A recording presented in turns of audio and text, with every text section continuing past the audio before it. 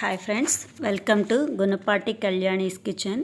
ఈరోజు నేను చూపించబోయే రెసిపీ పిల్లలకి ఎంతో ఇష్టమైన శాండ్విచ్ తయారు చేయడం చూపిస్తున్నాను. ఇది మనం ఇంట్లో ఉండే వస్తువులతోనే నేను ప్రిపేర్ చేసి చూపిస్తున్నాను. ప్రతి ఒక్కరూ ఈ వీడియో చూడండి.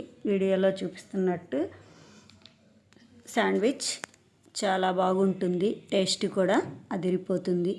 దీనికి కావాల్సినవి బ్రెడ్ స్లైసెస్. ఇవి బేకరీలో అవైలబుల్గా దొరుకుతాయి. మనకి చిన్న బ్రెడ్ సైజు సరిపోతుంది, అది ఒకటి తెచ్చుకున్నాను. దీనికి కావాల్సినవి వాము, చిల్లీ ఫ్లేక్స్, మిరియాల పొడి, ఉప్పు, పసుపు, చిన్న చిన్నగా కట్ చేసిన ఆనియన్స్, కొత్తిమీర, ఒక నిమ్మకాయ. దీనికి నేను ఒక 100 గ్రామ్స్ శనగపిండి తీసుకున్నాను. ఒక బౌల్లో తీసుకుని దీనికి 1 టీ స్పూన్ వాము ఇలా నలిపి వేయడం వల్ల వాము ఫ్లేవర్ బాగా పిండికి పడుతుంది. దీనికి ఒక 2 టీ స్పూన్స్ చిల్లీ ఫ్లేక్స్ వేసుకున్నాను.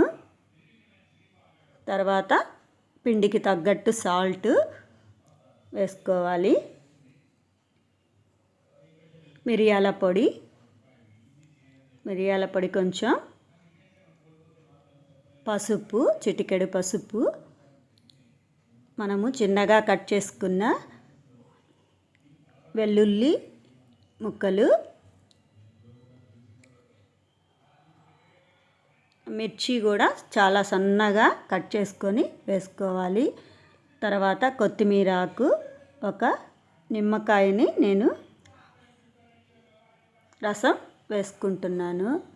ఇది మొత్తం మిక్స్ చేసుకోవాలి. మనము ఇప్పుడు కలిపేటప్పుడు దాని టేస్ట్ చూసి ఇంకా ఏదైనా ఉప్పు కారం పడతాయి అనుకున్నప్పుడు యాడ్ చేసుకోవచ్చు. నాకైతే సరిపోయాయి. కొంచెం వాటర్ వేసుకొని ఈ విధంగా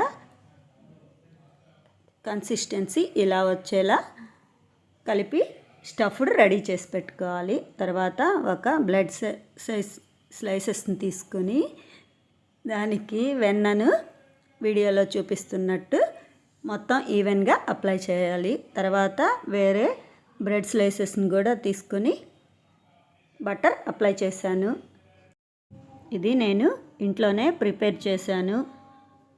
తర్వాత ఒక 2 టేబుల్ స్పూన్స్ మనం తయారు చేసుకునే స్టఫ్ని మొత్తం బ్రెడ్ మొత్తం అప్లై చేసుకోవాలి. తర్వాత వేరొక బ్రెడ్ని పైన పెట్టి వీడియోలో చూపిస్తున్నట్లు రెడీ చేసుకున్నాను.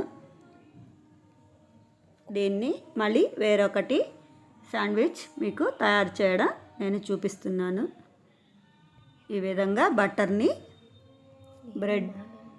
బ్రెడ్ మొత్తం అప్లై చేసుకోవాలి. తర్వాత అదేవిధంగా 2 టేబుల్ స్పూన్స్ స్టఫ్ని అప్లై చేయాలి. దీనిలో మనము శనగపిండి వాడాం కాబట్టి టేస్ట్ అయితే చాలా బాగుంటుంది. ప్రతి ఒక్కరూ ట్రై చేయండి. చేసుకోవడం కూడా చాలా ఈజీగానే ఉంటుంది. ఈ విధంగా శాండ్విచ్ మనం రెడీ చేసి పెట్టుకోవాలి. తర్వాత దీన్ని రోస్ట్ చేయడం చూపిస్తున్నాను. దీన్ని నేను మామూలుగా ఓవెన్లో కాకుండా మామూలుగా పాన్లోనే రోస్ట్ చేయడం చూపిస్తున్నాను. ఈ విధంగా 2 టేబుల్ స్పూన్స్ ఆయిల్ వేసుకొని బ్రెడ్ని ఉంచి తర్వాత దానిపై బ్రెడ్ మీద నెయ్యి వేసి ఈ విధంగా మూత పెట్టేసి తర్వాత వేరే సైడ్కి మార్చి మళ్ళీ అదే విధంగా మూత పెట్టి ఉడికించుకోవాలి. ఇదంతా మీడియం ఫ్లేమ్లోనే జరగాలి. బ్రెడ్ తొందరగా రోస్ట్ అవుతుంది, అది దగ్గరుండి గమనించుకోవాలి.